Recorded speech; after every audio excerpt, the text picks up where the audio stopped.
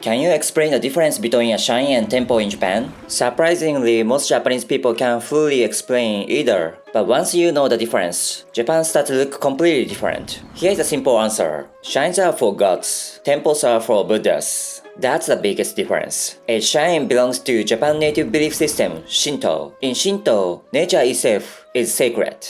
Mountains, forests, river, the sun, even ancient trees and stones can be seen as divine. That's why shrines usually have a Torii gate. It's not just an entrance. It marks the boundary between the human world and the world of the gods. That's why many people bow before walking through it. A temple, on the other hand, is Buddhist.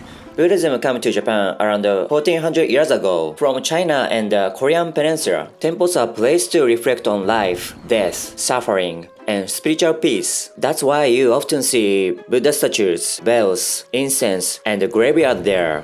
Here is the easiest way to remember it.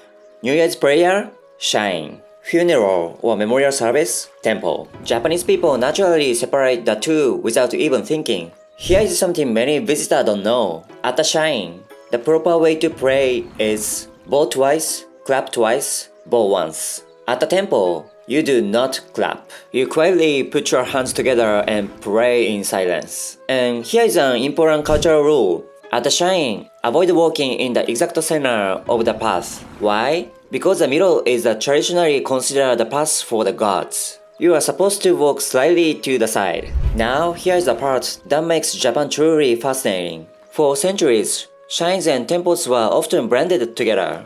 Gods and Buddha were worshipped side by side.